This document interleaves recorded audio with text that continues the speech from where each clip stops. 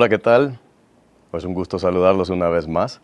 Nos complace presentarles una nueva edición de Encuentros Literarios, este segmento en donde nos dedicamos a la exploración de la literatura y de la educación. El día de hoy nos complace presentarles y tenemos el gran honor de contar con la presencia de una escritora hondureña muy destacada, una poeta, ensayista, editora, feminista y académica de nuestro país. Ella es la doctora Leti Elvir y estaremos conversando con ella de varias temáticas con relación a su obra. Doctora Elvir, qué gusto saludarla, bienvenida. ¿Qué tal está? Para mí también es un gusto, un gran placer, un gran honor estar con ustedes y muy agradecida por la invitación. Qué bueno. Fíjese que yo he estado leyendo muchísimas cosas de usted. Me llama la atención que ha sido fundadora de la Asociación de Escritoras, Nacional de Escritoras de Honduras, directora de la primera feria del libro y ha estado a cargo de varios eventos grandes. Tiene una obra bastante grande desde los 90, si no me equivoco. ¿Quién es Leti Elvir como persona?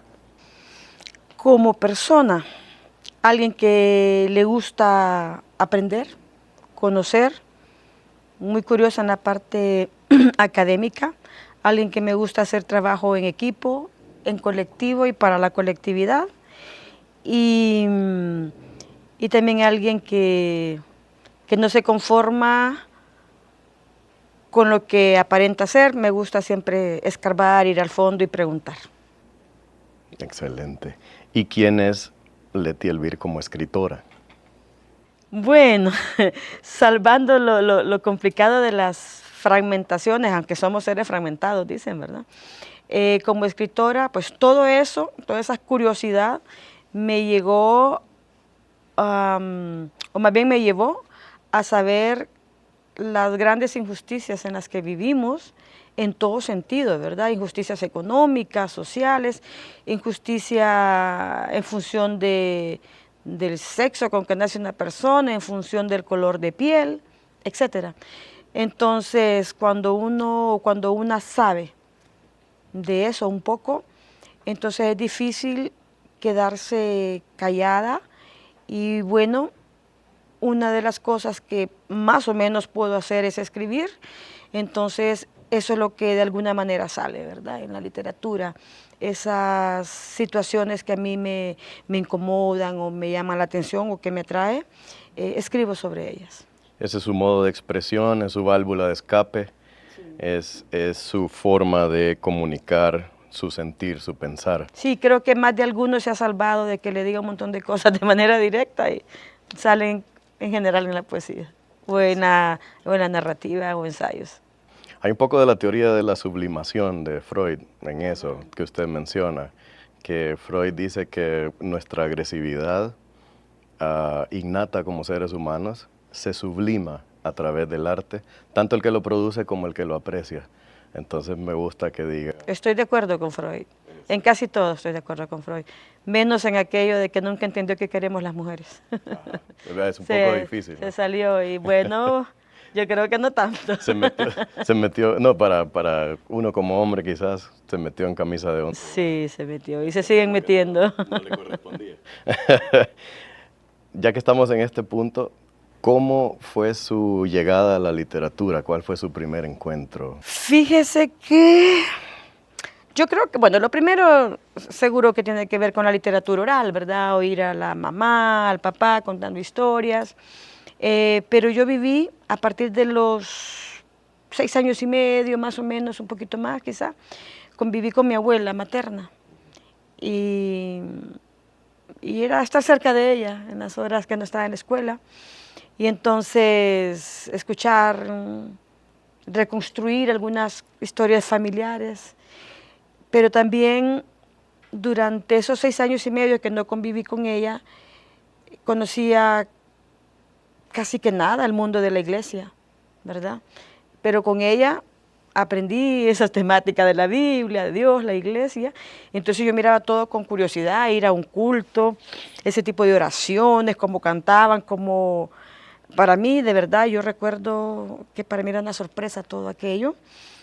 Y el pastor de la iglesia contaba unas historias que me hacían temblar, me era terrorífico, las que eran del Viejo Testamento, a mí me hacía pensar, qué Dios más terrible ese, ¿verdad? Entonces yo recuerdo, quizá por la que llegué tarde a la iglesia en relación a otros que lo normalizan desde muy pequeño, yo llego como a los 7 o más años, y a todo aquello era para mí un mundo de fantasía excelente, lo disfruté mucho, pero también recuerdo que en segundo grado me impactó mucho un libro que alguna gente no lo sabe valorar, y es La Escuelita Alegre. Es un libro de lectura que don Miguel Navarro armó. Entonces ahí le pone literatura árabe, literatura de todo el mundo, pues. Hace como, es una mezcla, toma de aquí, de allá, entonces uno descubre una serie de mundos también fantásticos. Entonces me encantaban. Luego también estaba la visita continua de mi abuelo paterno, y ya lo de él era fantástico, surrealista. A él le salía el diablo, el cadejo, él fue entregado al diablo. Entonces, todas esas cosas, su corte del dedo, que había zacate. Bueno, yo descubrí un mundo increíble, que es el mundo de la literatura oral y escrita de manera profunda, pues, y que yo recuerde en familia y en la escuela.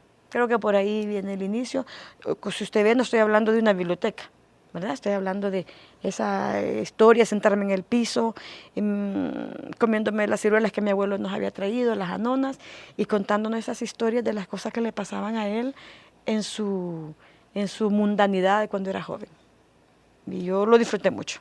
Una niña muy, muy perceptiva, muy observadora, muy presente, viviendo el momento y absorbiendo todo lo que tenía a su alrededor. Varios elementos que ha mencionado me resuenan con los géneros en los que su obra se mueve y las temáticas, porque tiene varias poesía y narrativa de terror, que no necesariamente es sobre monstruos y fantasmas y el terror común y corriente, sino un terror social sobre los grupos más vulnerables que usted ha percibido en la sociedad y las vivencias más horroríficas que ellos. Sí, yo creo que no hay ser más horroroso que el ser humano, ¿verdad? Y desde esas historias que oía de niña, que ya estaban en ese libro antiguo, ¿verdad? Y en otros libros antiguos, la maldad del ser humano, pero también ese mismo ser humano también tiene sus lados de luz, ¿verdad? Esa sombra y esa luz de los seres humanos siempre me llamó la atención, pero no deja de aterrorizarme.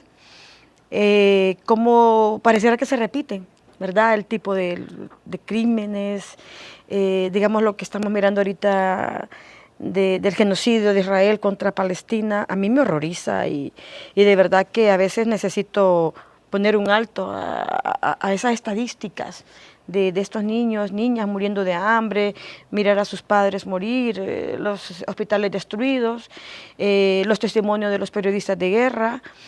La verdad que pareciera que esto no se termina, pareciera que va a ser eterno hasta que desaparezca el ser humano con todo y el planeta, no lo sé, pero sí, me gusta hablar de eso, pero también hay, eso terrorífico también está en las casas, ¿verdad? El maltrato a la niñez, el maltrato a las mujeres, el maltrato de unos contra otros, gobiernos también, ¿verdad?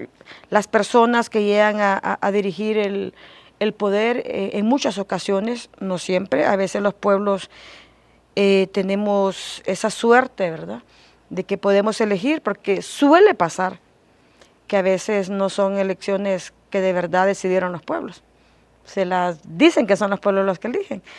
Entonces también nos llegan seres terroríficos a gobernar nuestros estados, nuestras casas, y pueden tomar el control hasta de lo que tenemos que pensar. Entonces todo eso a mí me aterroriza, poder vivir en una sociedad en la que no seamos libres, perder esa libertad que es tan necesaria para una vida sana en el ser humano. Entonces, sí, hablo de esas cosas macro, globalizadas, pero también de esos terrores en la casa donde muchas veces ahí nace para después regar el terror y esa locura de maldad por todos lados. Y sin embargo tengo claro que la inmensa mayoría son personas, me parece a mí, con mucha responsabilidad moral, con mucha responsabilidad afectiva, pero hay un papel multiplicador en las comunicaciones también muy responsables, que hacen creer a la gente, casi que hacen besar al enemigo y odiar al amigo. Entonces, sí, descubrir ese mundo. Además, mi área son las letras, que también son las comunicaciones.